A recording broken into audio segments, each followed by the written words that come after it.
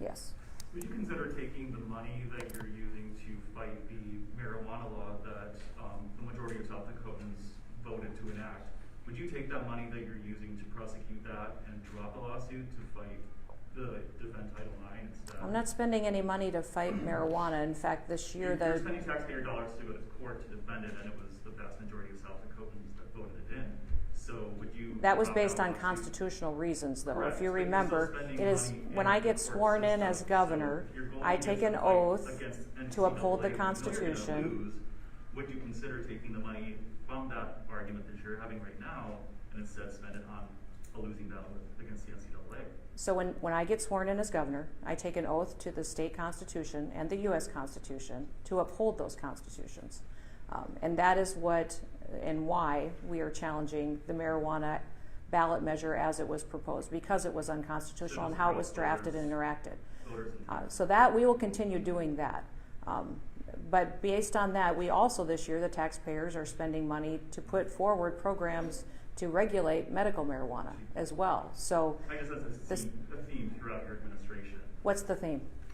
Going against the will of the voters. Oh, you think so? Did the voters vote on Title IX? No, that's not to tear it down. I'm just saying that you're using taxpayer money to fight these. Actually, what I'm doing right now is not using any taxpayer money. This is a coalition of people. There is no state funds going to this. There is no resources that we're using beyond that. This will be a coalition of people working together to defend Title IX. That is a federal law that has created opportunities for women that I think a lot of people would like to have a discussion on upholding. Next question, please. Joe? Is there ever a time when it would be appropriate for a trans girl to play girl sports in South Dakota? You know, there's biologically, is that what you're asking, Joe? I believe girls should play girl sports based on their birth certificates. Well, is there... With all my opening statement, I talked about the differences. Sure. If there's no competitive advantage for a trans girl. Who determines that, though? Who determines? I'm asking you. Yeah. I don't see one where there wouldn't be a competitive advantage, but who would determine that? How we would come to that? What boxes do you have to check? You could see the convoluted processes you would get into. If 1217 does go into law, are you worried at all about the economic impact that could have on South Dakota? I mean, no. Experts say it could be millions of dollars if the Summit League and NSIC and Division II Wrestling get out of here.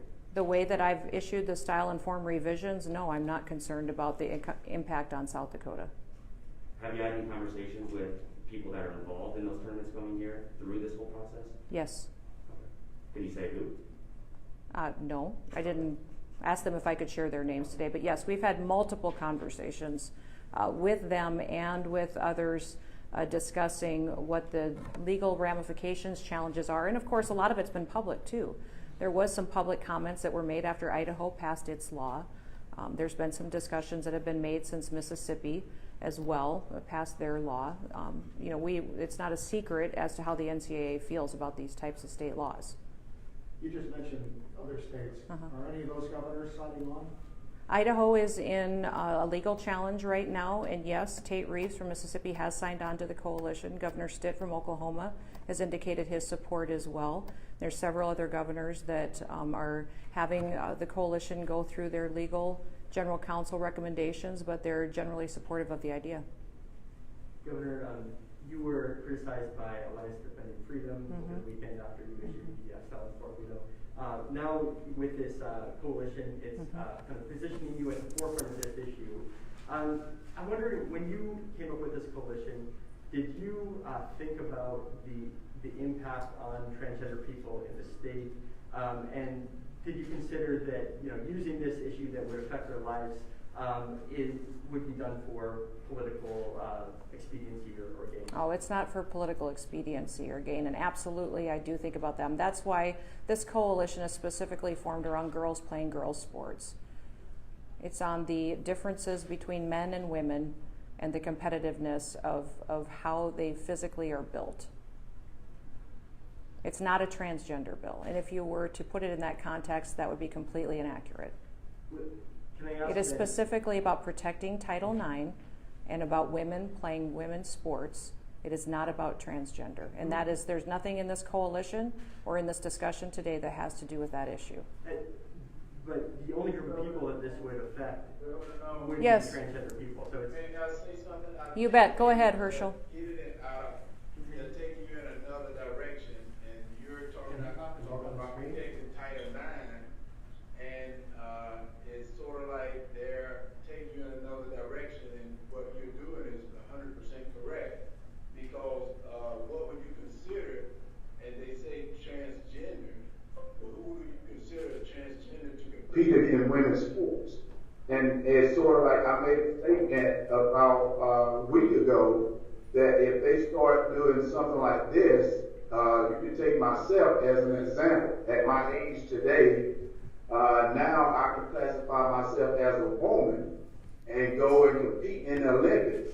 And I probably could win a gold medal in certain events in the Olympics today, saying I'm a woman. So who would you consider a transgender to be able to compete in Title IX? So that's why we have to protect the fairness of women and with Title IX. Thank you, Herschel. We appreciate that. Governor, just going back to my question, if it doesn't affect transgender people, who does it affect? It affects women. For years, for decades, women have fought for an equal playing field, for equal opportunities, for scholarship money, for programs they can participate in, and to be treated the same as men. That's what Title IX is all about.